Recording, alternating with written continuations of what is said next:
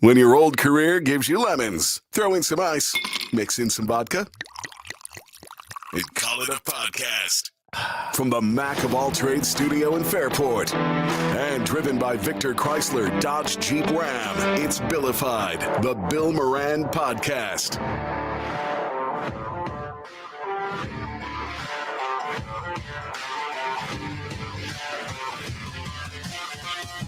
Well, hello and welcome. Thank you for getting your pot on. Thanks for telling a friend. That's how we spread the word about the pirate ship. You can watch us on YouTube at Billified. You can watch us on Facebook at Billified. My personal Facebook page, all there. Streaming it live, Danny. That's what we're doing, buddy. That's what we're doing. Danny's got thoughts on the upcoming Monday night Jacksonville Jaguars. There's a lot of thoughts. As Danny says, the Jaguars. Jaguars. That's how you say it, Jaguar. Is that how you say the car, too? Yes. Well, that's the pronunciation, is Jaguar. Now, you can usually tell that somebody's doing well when they're driving a Jaguar, right? Usually. Usually. I was walking across the parking lot early this morning. Saw Jameson driving one. Yes, I did. I went, how the hell? What? That T-shirt sales are going Dad, crazy. Dad, I sold my sneakers. He's buying a new futon now. Somebody I used to work with in radio, and they now work for a media company. They're the head of a media company that's here. Oh, and pretty big deal. she pulls in, and she's got a Jaguar SUV, a Jaguar SUV. Oh, yeah. Wow. Do I know this one? I don't know if you do. Okay. I'm not sure. Probably not. I'm not that successful. No, they don't run in your circles, No, man. no. Not at all. Successful people? No, stop. That's not nice, Kevin. That's not nice. We have a lot of weeks that we celebrate people, right? We have, give me a week, like chocolate chip cookie week. I don't know. Do they have? Oh, that? yeah. Like Police Officer Appreciation Week. Oh, Bus Driver Customer Appreciation Service Teacher. Appreciation Week. yeah. Yeah, Teacher, secretary. secretary. It is in New York State. It is the Sheriff's Appreciation Week. Is it? Yes, That's awesome. Or it's Sheriff's Week. I don't know, but Thanks, Sheriff Baxter. Thanks, I was going Hurley. to say. I've been trying to talk to Deputy Hurley, and he has agreed to come on and just kind of talk about some of the things that are happening in About Some of being the awesome. appreciation that he's been getting. the appreciation that they've been getting. Remember they used to make us write letters in school for Bus Driver Appreciation Week? No, I've never Dear heard of it. Ron, really? follow the sentence. I appreciate you. It was so cookie cutter. These poor bus drivers get these letters. Hello. Happy New York State Sheriff's Appreciation Week. Thank you. Do they do anything? Do they give you like a A chocolate cake? chip cookie cake or Yeah. something? Donuts. Extra work.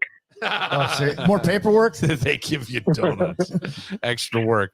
Well, I think it's nice that there's some appreciation for what you go through on a daily. Yeah, it's absolutely nice to always be appreciated, for the hard work and the dedication that the men and women that I work with go through every single day, from the simple jobs to the very complicated things. I know the deputies worked very hard and across the state. I mean, it's just not Monroe County. So it's something that started with the New York State Sheriff's Association, and it's nice every year. Did anybody drop off homemade food for Appreciation Week? I'm just curious. Like, did anybody bring in a plate full of cookies and go, I love you Casseroles. guys, casseroles, like they did in Fairport?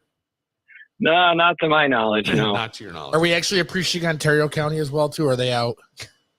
No, there's everybody. Yeah. Yeah, Their for sure. sheriff is that guy looks like he's Yeah. matinee idol. Good looks, that guy. Pavro? Is it Phil Pavro? Is No. the sheriff there? Oh, and wait, do I have the wrong county? I don't know. I'm I'm wondering. thinking Livingston. There was one I know. and Challenge them doing a I'm going to softball say game. this, and I'm going to get myself in a lot of trouble. But there used to be some blonde news ladies that he hung out with. Oh, I've heard that too. Yeah. Yeah. Oh, okay. Allegedly. Allegedly, yes, allegedly. I'm sorry, I messed that up. I didn't mean that. See, more work. What the hell are you doing over here? Right. Yeah, more work. That's crazy. Well, since we have you, it seems like things have they calmed down a little bit since the kids are back in school? For now, these things go in waves. Just all the bomb scares that we had last week. Oh. Yeah, the trend right now is with school back in, right? Everybody's sharing on social media I don't want to call them memes, right? But things that they're finding with fake threats and creating extra work for everybody, because, you can never not take these serious, because it's the boy who cries wolf, right? The one time that you don't, or you think it's not serious, that's when it will be. So every time you have to investigate and make sure that there's really no threat. But it does tie up a lot of resources. It's I don't know if you saw the sheriff down in Volusia County, where they said they were going to perp block and put kids' faces all over the media. I saw this. Yeah. But, it's an interesting strategy. But, It's bullshit. Well, how it plays out. Yeah. My question would be, is that, I don't know. Is it legal? And I only ask that because they're minors, right? yeah, we definitely can't. Right. You can't do that to minors. And, kids do dumb things. We all did dumb things. But this kind of stuff, these kids need to start knowing better. Yes. Do dumb things. Don't record it.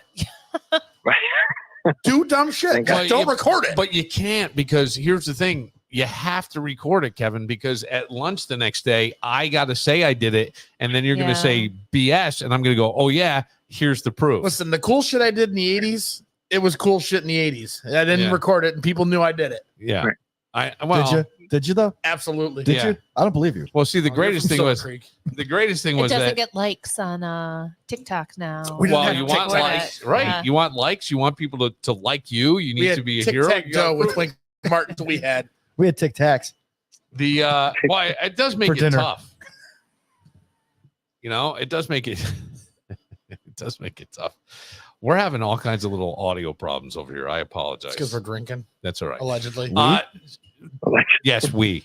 Yes, we. For the show, we. Okay. There's multiple. I actually am not. Gosh, For once. Two of us. this There's poor at least- sheriff No. deputy's been on the line. We're talking too All much. right.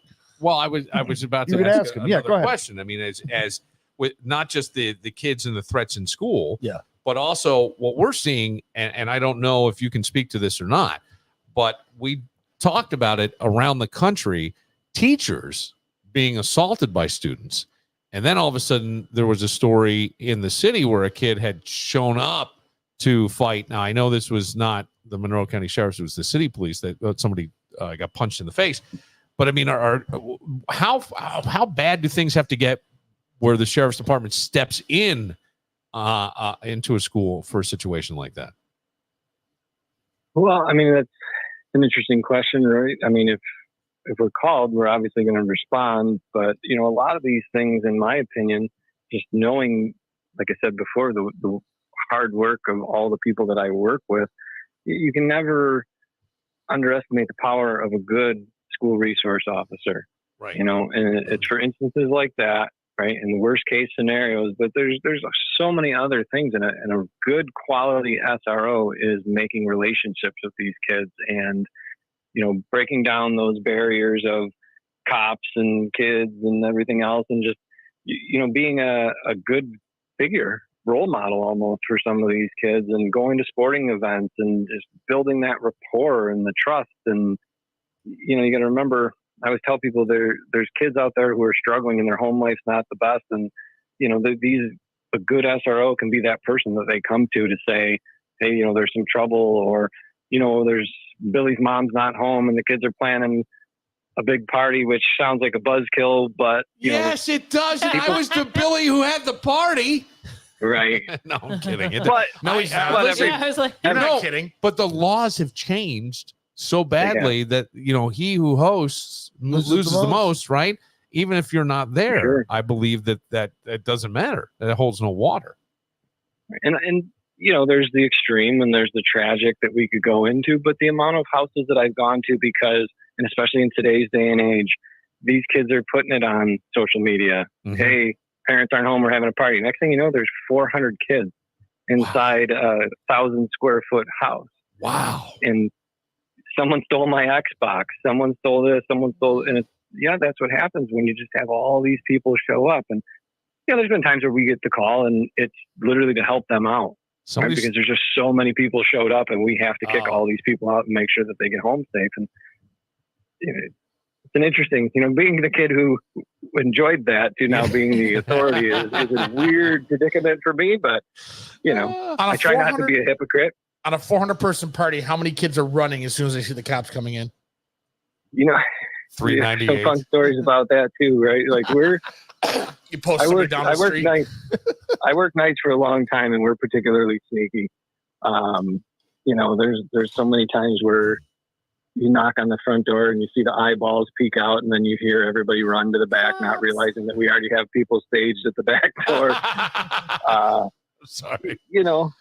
And again, the ultimate thing here is that people are safe, right? We want to make sure that the kids aren't, because we had that for the rash for a while where, Billy's out cold drunk. We don't know what to do. Right. Dump them in the bushes and run. Right. And then they weren't reporting kids overdosing or alcohol poisoning, and unfortunately they were dying. And that's the kind of stuff that we want to try to prevent. That's where Good Samaritan and again all these different things come in. Bill just dumps his mom in the bushes. Yeah, I just kicked her off the steps and let her fall. No, Mommy, go. It is one of those things where I remember parties where somebody had a party and they put the cat in the microwave. Oh, What the fuck? I know. It was in Springfield, Or they Ohio. were It's cool. threatened to put the cat in the microwave. I just remember this kid flipping out and like, no, they put a grapefruit in the microwave and they were threatening to put the cat in there. Okay. The grapefruit exploded.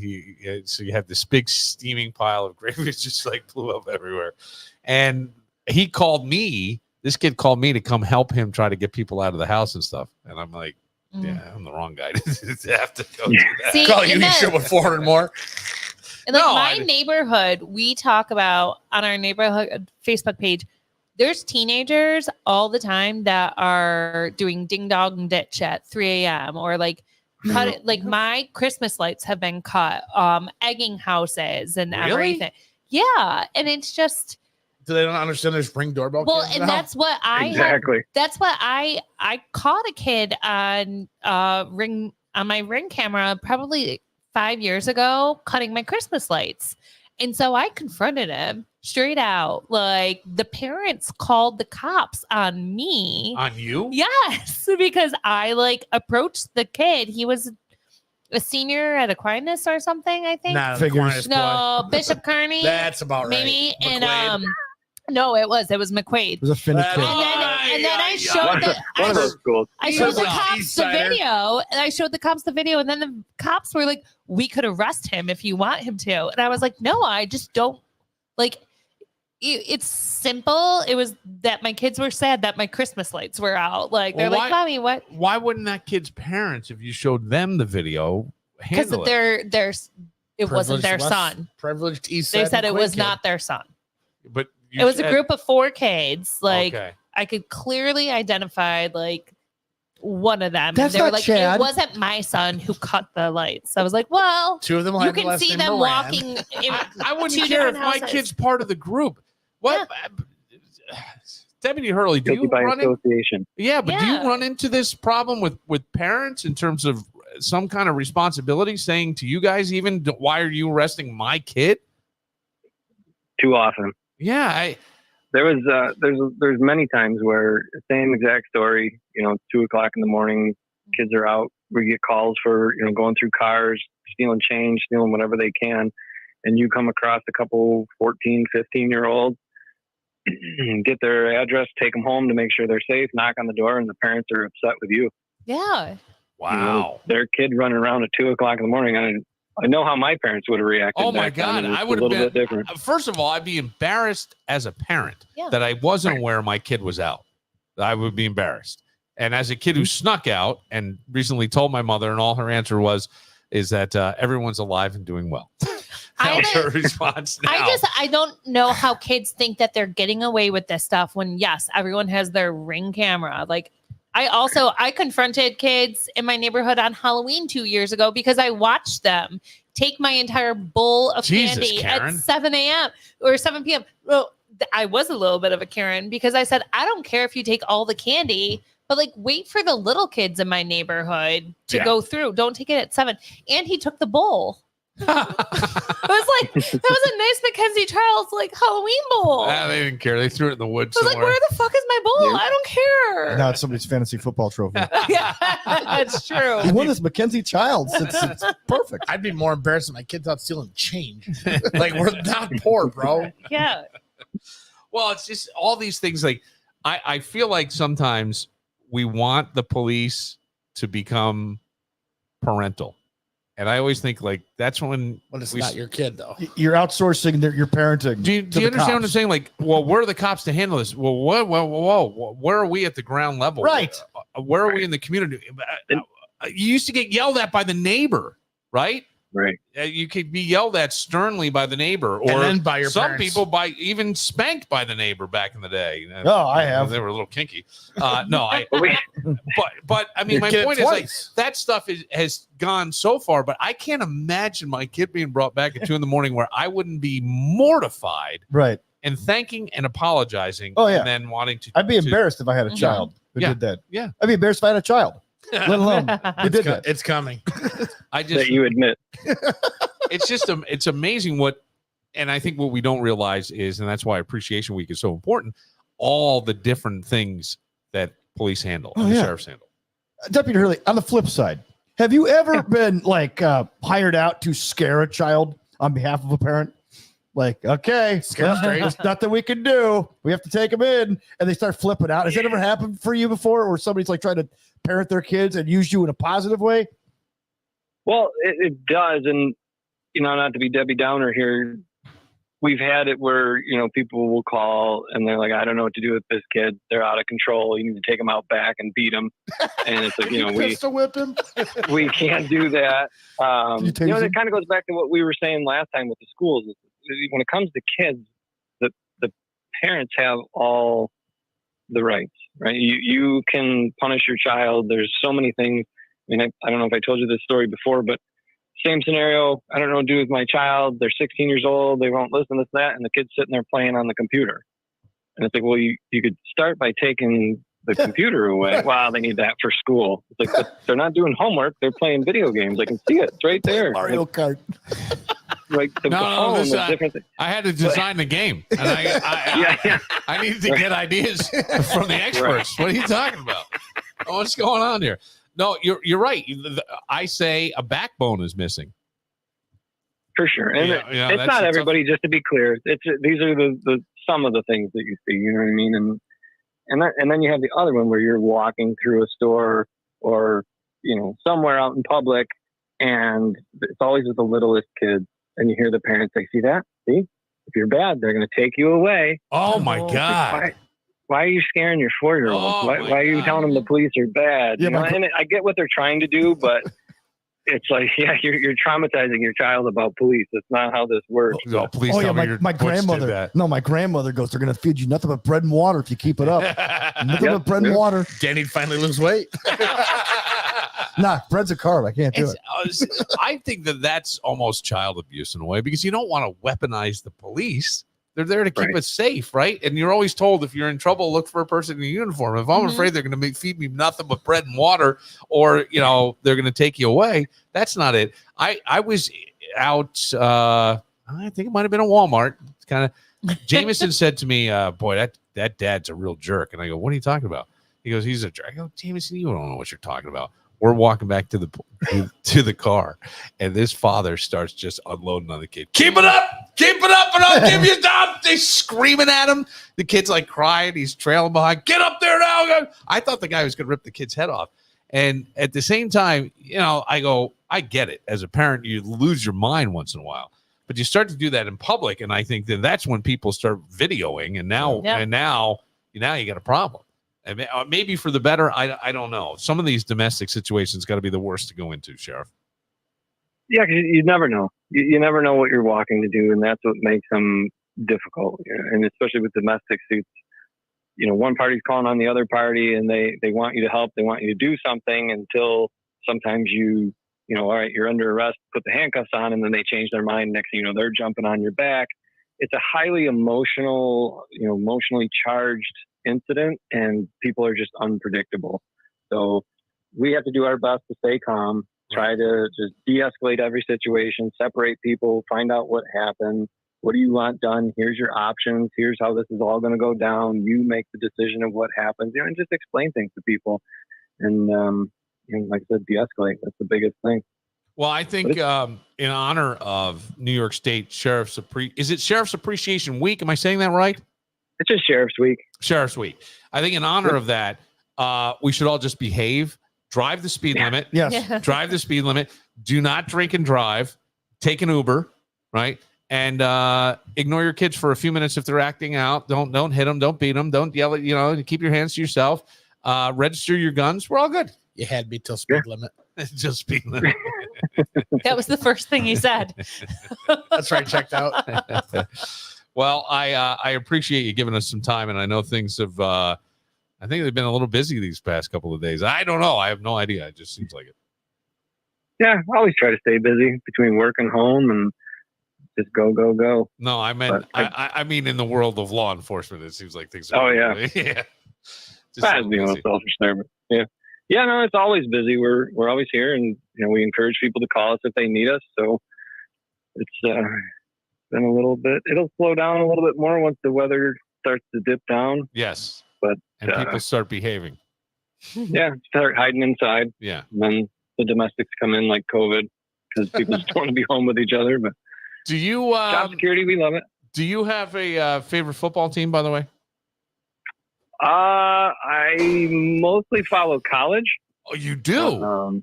He's a hockey guy. Oh, yeah. I forget that more he's a hockey guy. But who in college? By the way, Syracuse having a pretty good season. Yeah, they are. I mean, it's amazing. Yeah, not bad. It's early yet. Yeah. Who's your college team? Notre Dame.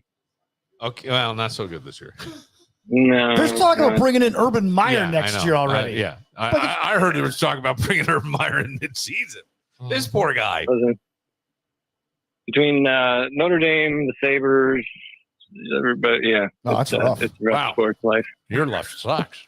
This sports team, his own personal domestic. I don't want to be home. Well, I hope something fun happens for you as you wrap up Sheriff's Week, New York State Sheriff's Week. Thank you. Yeah, it's something good. I don't know what that'll be, but I heard Baxter's giving raises. I don't know, free pizzas that day. They're bringing pizza. Hey, here's you. It's like... No, just I think you hit it on the head. Just do your best to behave. And make it a nice, easy week for us. Yes, would be much appreciated. Save all your shit till Sunday. That's right. That's right. All right. Well, thank you, Deputy Hurley. Always a pleasure. Anytime. Thanks, guys. Take care. See you later. There he goes, Deputy Hurley. Just in honor of Sheriff's Week. It's a great American. Yes, great American. Doing good work. Yes, he is. Keeping us safe. We really have good sheriff's deputies here in Monroe County and all over, like Livingston, Wayne. We got good people here. We know them. That's the cool thing. I once, many years ago, Ontario, lived in Pittsford, and I had no kids at the time, and Glory day. Yeah, seriously. I had a phone. It was still not. You didn't really have. There were cell phones, but still the landlines. And I had a phone, and it had ABC buttons on the top of the regular numbered buttons. And I didn't know what ABC stood for, and I had been drinking, so I pushed it, and it goes, 911, what's your emergency? Oh, and I went, yeah. shit. And I hung up. Oh, they showed up at your house.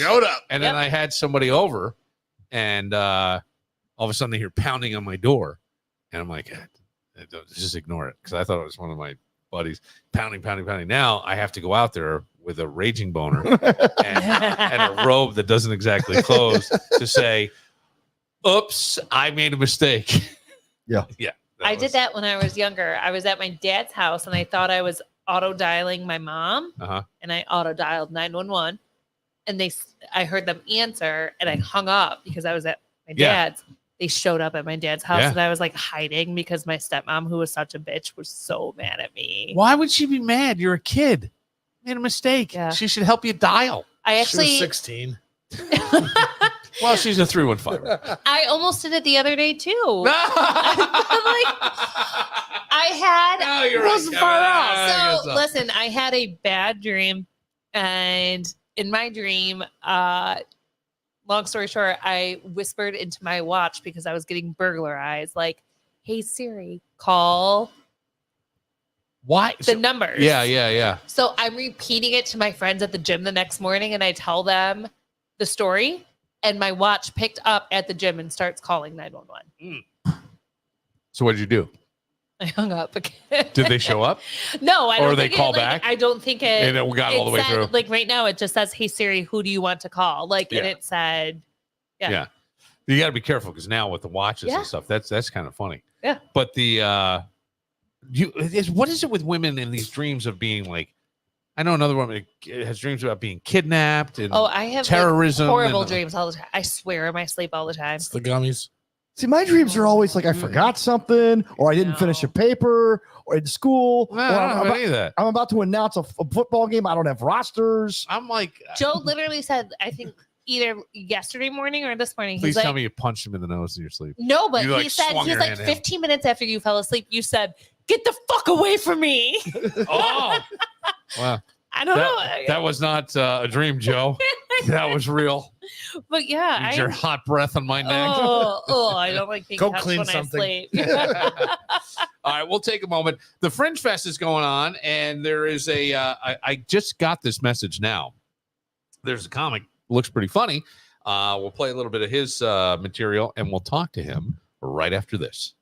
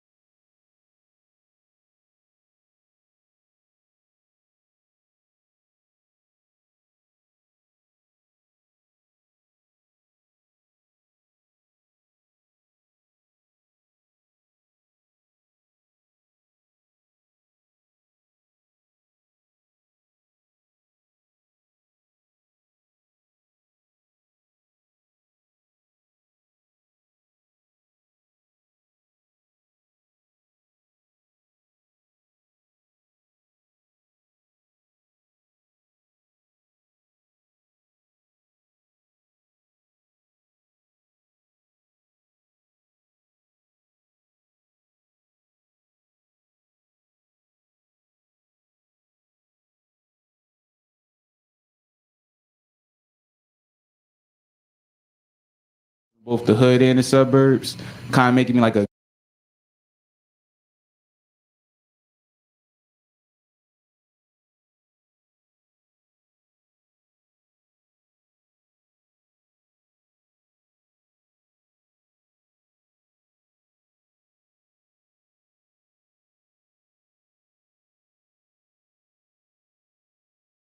There's a rhythm in the markets, and if you want to learn to listen for it, we'll show you how.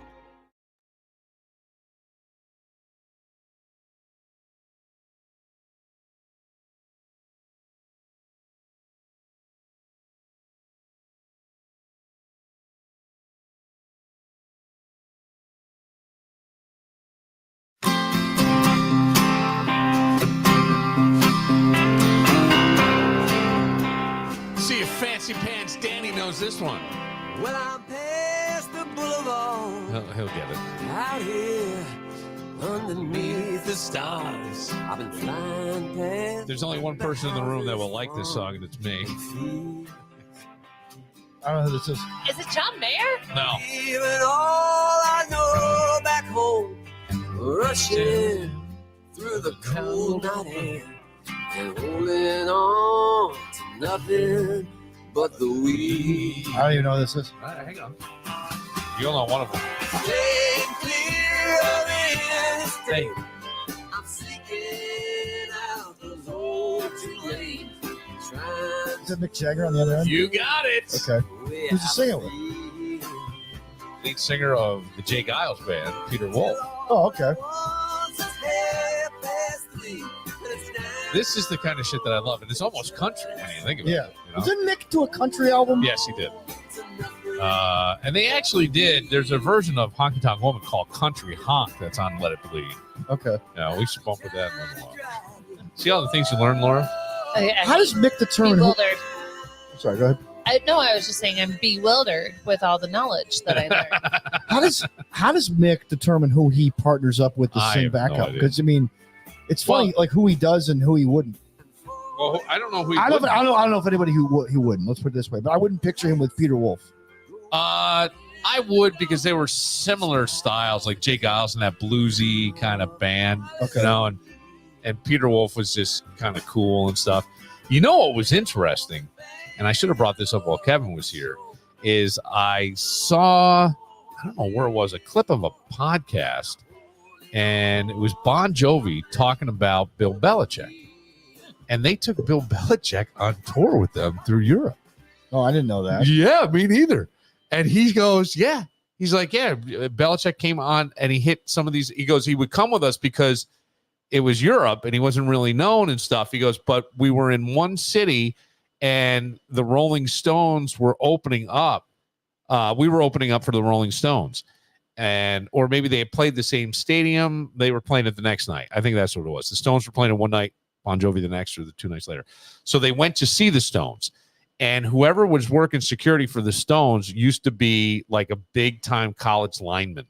And Bill goes, hey, man, I was just like, he walked up to him and said, according to Bon Jovi. And then he's like, yeah, he's backstage hanging out with Mick Jagger. He goes, it was really cool to see Bill Belichick. He's just this sweet, genuine guy when you're with him. And I watched him on Monday Night Football with Peyton and Eli, and I thought he was great.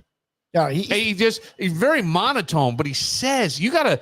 Yeah, he went off on a little more inflection. He'd be better. He went off on the Falcons, I think. I didn't hear it. Yeah, a little bit. But he's got a little bit of an axe to grind. But I mean, I can see him giving Bon Jovi like tips. Hey, during You Give Love a Bad Name, you hit a couple of rough patches there. You might want to clean that up. Johnny Foxborough can sing that song. It was very very interesting. But I had no idea that he went on tour, according to Bon Jovi, with Bon Jovi in Europe for a little while. That is cool. In Rochester, we have something that I believe, is this the 20th year of the Fringe Festival? Could be, yeah. Have you ever gone to the Fringe Festival? Have you? I go every year. Every year. Why? I like to support local art. I think that's fantastic. Yeah. I love that answer. And I wish I was a little more, I just didn't, I don't know why. I just never did. And the acts have gotten bigger and better, and the Fringe Fest has gotten stronger and stronger. So I don't normally go to like the big acts. like the Colin Jost, like how he was just the headliner. Yeah. I like to find the small, like little boutique shows or. Well, there's people I know like Cindy Arena, who's a comic who's been on in New York City and stuff, and she's from here. Mhm. I think she has is part of a show she wrote and they're performing, and I love that kind of stuff. Yeah. And I go, why didn't I ever just go? I always had stuff I'm going on. Saturday. I'm taking my kids. You are? Yep. I like found some things that I can go and do with them. You know, one of the big shows this year is like this Illuminati style thing. It's like a tent and it's all just like cool lights and it's an experience thing. It's $7. Yeah. So I was like, all right, I'll take the kids through it Saturday and they'll love it. Yeah. Yeah. Like I love to show my kids things like that. Well, I think that's expose your what I kids love to do. everything you can. Yeah. Right. Exposure, especially when they're young, is too much, and let them find their stuff. This guy, his name is Joshua, and I don't know how to pronounce his last name. It's Dweh. And normally I would be a little more prepared for this. Dweh. That's what I'm thinking. Joshua Dweh. Joshua is a comedian. He'll be performing at the Fringe Fest. I got a text during the last episode. We're taping 2 tonight, and from our friend Alex, who goes, "Hey, will you have this guy on Thursday or Friday?" And I go, "We're doing 2 tonight. Can you do tonight?" And she said, "Yes." Here's a little bit of Joshua, and then we'll call him up and I'm a find child out more. of divorce, so I had a chance to live in both the hood and the suburbs, kind of making me like a grand prophet with the kids, you know? I'll go back to the hood. I'd be like, gather around, kids. Let me tell you stories about a place where they cut the sandwiches diagonally.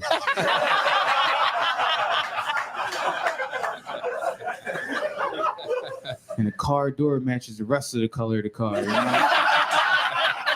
That's pretty short. That's some pretty good stuff. Yeah. We will call Joshua and find out a little bit more about. I love that piece. That's very strong. Very strong. Where the pools have water. Yeah, where the pools have water.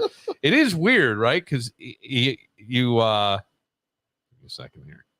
See, this is always one of those bad pod. Joshua Dew. Let's see. I got his number now. This guy's going to be big time someday. I'm going to have his number. Jameson asked me today, who's the most famous person in your phone? And he goes, do you have Jimmy Fallon in your phone? I said, no, I don't have Jimmy. I'll never admit to anything. Joshua? Hey, what's good, brother? How are you? So I want to, first of all, I'm going to apologize up front because normally when I do interviews and things, I have a little more preparation, and I have none with you. So well, only because I just got a text from our friend Alex, and I said, absolutely, we'll talk to this guy. And I love to talk to people. I love to learn about people. But we just played a short of you, Hood and Suburbs. And dude, that is some really, really funny stuff. Oh man, I appreciate that for real, man. Yo, thank you so much for having me on, man. And I'd like to just say thanks to Alice up front for even making this introduction, man. It's a pleasure meeting you, brother. Well, it's a pleasure meeting you too. But it looks like you've played some pretty top clubs, like Zany's in Chicago is a nice spot. Yes, sir, man. I love Zany's, man. The hospitality is always great there. Yeah, you know, they do everything they can to always be a big club, but yeah, I've just been very fortunate, you know, keeping my nose on the grindstone and, you know, people open up their doors and just sharing the art, you know? So you're part of the Rochester Fringe Fest, and when are you performing? I'm performing on this Saturday, September 21st, at 9 o'clock. It's going to be at the Temple Theater. Okay. Tickets been moving, but there's still plenty of tickets left. We'd love to see as many people in Rochester as possible, man. Get this thing rolling. Yeah. How did you get hooked up with the Fringe Fest, Joshua? So Fringe, they do festivals all over the world. The most popular one being like Edinburgh. Yeah. But you got to submit, and pretty much when you submit, they have their whole panel of people that view it. Yeah. And then if you do get selected, you know, you just go through the requirements and the process of getting your show. And, you know, I'm fortunate that they're letting me, you know, headline the Temple Theater on the last night, you know. So you're headlining. This is big. Have you tried out for things like the Montreal Just for Laughs? Unfortunately, Montreal went bankrupt, I think, around the time that I was right about the past 2-3 years ago. Plus, we had COVID and it was on pause. Oh, yeah. No. I used to love going to that festival, dude. That was one of my favorite things to go see. The rooms up in Montreal were, the theaters were just beautiful, and the crowds were great. And of course, you know, you had all the A-list comics, and the new faces was always one of my favorite things. And Can I ask, Joshua, how old are you? I'm 25 now, but I've been in comedy for almost a decade since my senior year of high school. So you've been doing since you were 15 years old? You were a senior at 15? No, senior year of high school. I turned 16 later on that December. Yeah. And then I went full time pretty much for my freshman year of college. But I was a grade up, so I went to college at 17 as well. Yeah, yeah. Okay, so you're a smart kid. Not as good as I was at troublemaking, though. Well, see but those are always the smart kids. The ones that make the trouble are usually the smart kids. At least that's how I always saw it with the kids. Who have you opened for? So I opened up for D.L. Hughley, Frankie French, Tony Wood, Dave Attell, I love Dave. I remember that show at Comedy Central. Yeah. Was it After Midnight or something like that? Dave used to do it. He came here and hung out and did. I thought he filmed a show of like I think he did, here in Rochester. But that's a pretty good resume. Do you get to Insomniac? It was called. Yes, that's right. Do you get to hang out with these guys? Yeah, I've been very fortunate just being able to like just pick their brain. I got a personal like photo book that I just keep to myself because honestly, man, like this is still a dream. Like especially like starting like young, like I still looked at these guys as like, yo, I was watching on TV the other day, and now just doing the shows and all stuff. Yeah, I've been very fortunate enough to hang out, get advice, do shows, whatever it is, you know. All right, so let's get down to a couple things. What is the end game for you? The end game, God honest truth, just want to kind of just submit my legacy just like the other GOATs before me. But I also feel like specifically in this like, you know, generation, I just think the game needs a lot of change and like change in a good way to kind of bring us back to what comedy was, not just some of this quick clickbait. I'm gonna get viral real quick, just real people telling real stories, you know, connecting with real people, you know. What do you think of all because now it seems like a lot of things in comedy that we'll see and people see all over social media is the crowd work. And I think Matt Rife was probably the one that seems to be the biggest at it, but a lot of guys have been doing it for a while, but it seems to be almost the more popular thing you're seeing on social media. Do you like that? Do you think that it's just too easy, somewhat hack in terms of there's no real writing involved in that? You just have to be quick on your feet. Well, I think personally, like I see it in multiple ways. Like I think it started off noble with the artist, right? Yeah. They wanted to kind of advertise but not release their material. Yep. But I think in the pandemic, a lot of people kind of just started seeing those clips and got motivated. Like, I could do that. I could just ask people what they do for a living. Like, and more people got motivated doing that. And like everything, the road to hell starts with good intentions. And I think that's what happened. That's a really, really, really, really smart take on that. So when you say, like, would you do a Saturday Night Live? Would you try out for that? Or is improv kind of not something you want to do? Oh, man, I would love to do, God honest truth, man, I would love to do everything. But, like, especially my journey, I just want to save, like, comedy. I know that sounds weird, but I just feel like we're in a weird spot. So I think of everything, whether it's hosting SNL, but also if I, like, stop doing comedy 20 years in to be, like, on the exec side of things, just to make sure, like, real good talent get that shot. I'm ready to do that as well, you know? Yeah, I hear you. Well, you keep saying we're in a weird spot. What do you mean by that? Just I think a weird spot of everything. Like businesses aren't like trying as hard. Like back in the day, you know, comedy clubs wanted to rush to make sure they get an Eddie Murphy or Chris Rock to stay at their club. Where now comedy clubs is like, but I don't care. Do you have 1 million followers? Come on through, you know, like, right. And the audience isn't getting a good payoff on that, and it's a lot. How much social media do you do? I don't do that much, but I have an okay following, and it's just like all organic, you know, just typical like presidential stuff, right? Shaking hands, kissing babies after the show. That's what it is. But he's my journey. He's 100% right. Well, I looked him up, and right when you started talking to him, and I went, oh, because I was like, oh, he's a good-looking guy. So wait, that was a gas because he's a good-looking guy? Yeah, I think he's a good-looking guy. I'm already thinking I'm going to send some of my girlfriends to a show on Saturday. Look at this. Be careful, Joshua, because the last comic she interacted with was sending her flowers on a weekly basis. Hey, Josh, I'm taken now. He's a 25-year-old guy. You're 40-year-old women now. Yes, and I dated 25-year-old guys. You know that. Wow, that's true. Josh, would you turn down a 40-year-old woman? I don't know. I'm not in the boat turning down anything. So, Hey, Josh, let me ask you something. Like, I don't know if you saw the whole like Cat Williams thing with Shannon Sharp and him going off on all these comics and everything else in show business. Like, how do you kind of avoid that? Is that a big thing? Do comics really snipe at each other behind the scenes, or are you guys working together, or what? yeah, it's a bunch of nonsense, but like Cat Williams said, man, the thing is to keep this virgin hold. That's the biggest thing. So forget the backstabbing. I'm trying to stay away from the Diddy parties, Man, what is going on there? Did we all know that was going on to that level? No, none of us could have guessed it. 1,000 bottles of baby. Yeah, man, what is that? 1,000 bottles of baby oil. I go, oh man, breast milk from a Cambodian woman. Yeah, he had to get all that during the pandemic because I just don't see how you buy that much baby oil. Nobody, catch on. Yeah, right. Exactly. That's a good point. It had to be. You know what? I hope you use that on stage. Are you using that on stage because that's funny. I just thought of it just now. Well, man. I think you need to write that down because that was really funny. Did he have to hire lifeguards? No, but like Diddy couldn't buy all that 1,000 oil. It had to be during the pandemic and no one's paying attention. That is really Who's funny. my Costco guy? That's really funny. Diddy had to at least pay 1,000 people to go in about one bottle of oil. That's what I think he did. Where are you from originally, Joshua?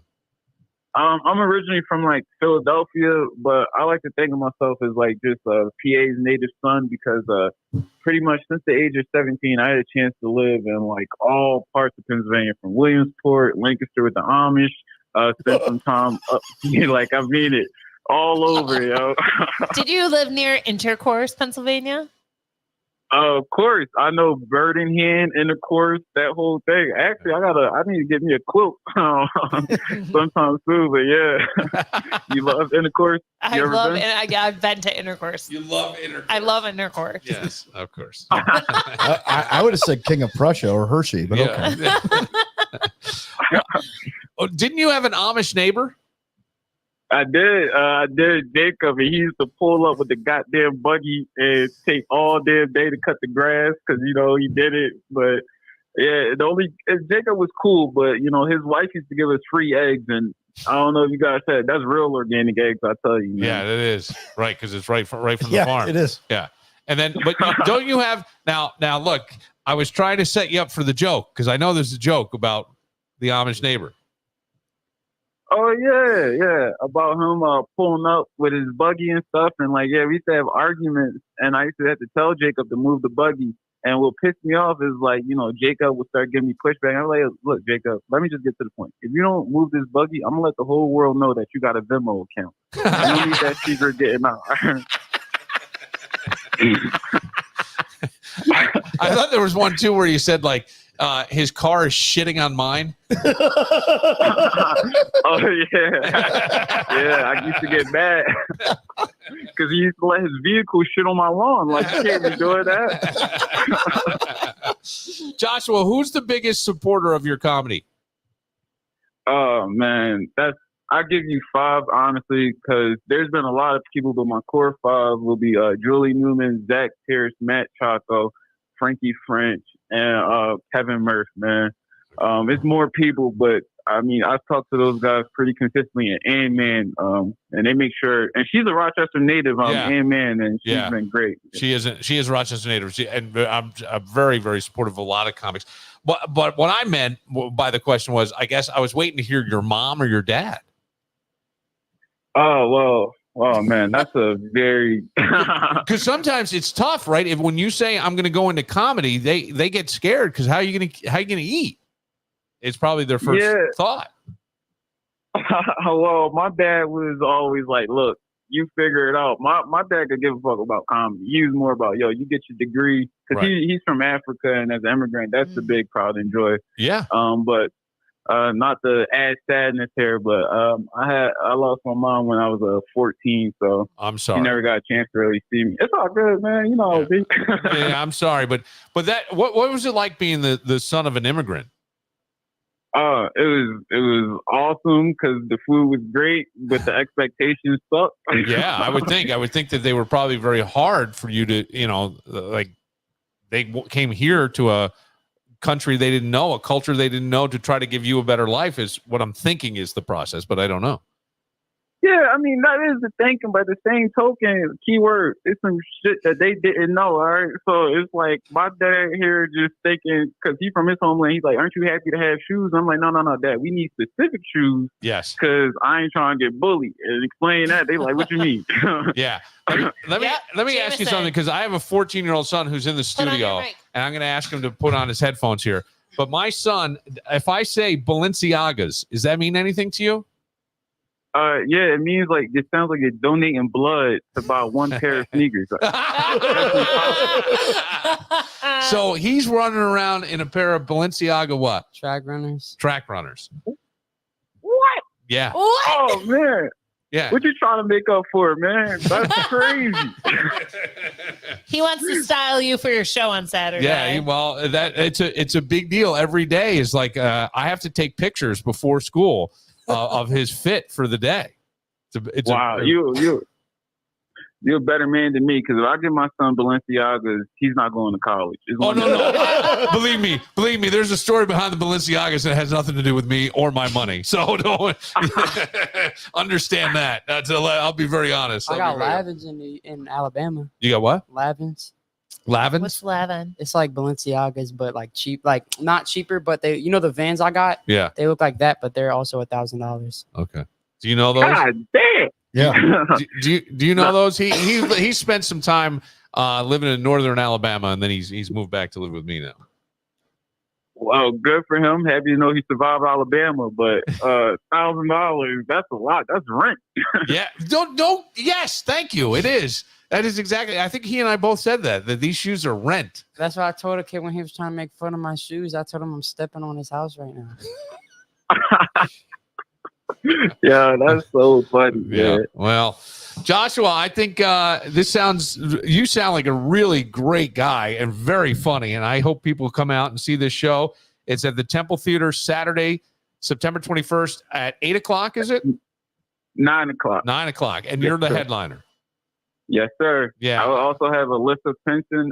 She's based out of Boston, but she's a Philly's Funniest finalist as well as New England, and Ron Kane as well. And he's a great comic out of Central Pennsylvania and been all around the country as well. Yeah, I think you're going to have a huge career, dude. You're very funny. The stuff I've seen online was great. I apologize for not being a little more prepared for this, but it was fun talking to you. You're good, Bill. I really appreciate the opportunity, man, and just thank you for sharing your platform. And I look forward to just making the people of Rochester love and just, keeping the mission going. That's it. All right, Joshua. Good luck Best with of luck everything, to man. you. I appreciate y'all. Y'all have a great evening. You Bye, too. you Bye-bye. too. Funny kid. Yes. Yeah. Like he had some really funny stuff. And I like the Balenciaga talk. The Amish stuff. Like you don't get Are we going many to jokes the about the Amish. Huh? Are we going to a show? Well, no. Oh. Well, I can't because it's my reunion weekend for Fisher. Oh, you going to alumni weekend? You gonna be Yeah. at the game? Yeah. Oh, cool. Are you going to be there? Yeah, I'll be announcing. Yeah, I don't know if I'll hear one thing you say, but I'll be in the tent, and I bought my tickets You come today. up at halftime. Hey, Bill Moran's here. He's gonna do a play. Nah. Thursday down 7. I will not be that drunk. No, I know. I have, but your mom's coming. Yeah. Yeah. Oh. She went to Fisher too? No. I swallowed a gnat while I was riding my bike. And you can't get rid of it. Get some water and go outside and they extract Spit that it thing. out. Yeah, they taste like wasps. And they're full of protein. Don't worry about it. I sort of want to go see him now, though. Yeah. I have my kiddos. I gotta but come with my Balenciagas. Babysitters. Where's the Temple Theater? Jameson, you want to babysit and earn some money for those Balenciagas? I think it's right on East. I think it's upstairs from Temple Bar. Okay. I think it is. Okay, that's what I thought. Okay. And then I had a different thing in my head until you just asked me. And I was thinking of the Harrow East. I was not thinking of Temple Theater. Mhm. I was thinking of the Harrow East. So that was kind of my. So I would assume though above Temple Bar. Okay. It's the only thing I could think because they had a lot of old theaters. There's a lot of stuff in this town. Yeah. There's the one theater on Monroe Avenue that they turned into an adult bookstore. Yes. But they I did. don't know what it is now, but they still have the. But even in front. the RBTL, right, the Rochester Broadway Theater League, there's a bunch of different theaters within that main, the main one. Yes. But then there are great smaller rooms Yes. that are amazing. And I think there's a couple of those throughout. I think George Eastman and the Arch was a huge thing in Rochester. It was Smugtown for, the Smugtown Beacon. Yes, the Smugtown Beacon for so long. And I think there's a lot of that. All right, we'll take a moment. When we come back, Dan has thoughts. Buffalo Bills, Jaguars coming up Monday Night Football. We'll get to that and more right after this.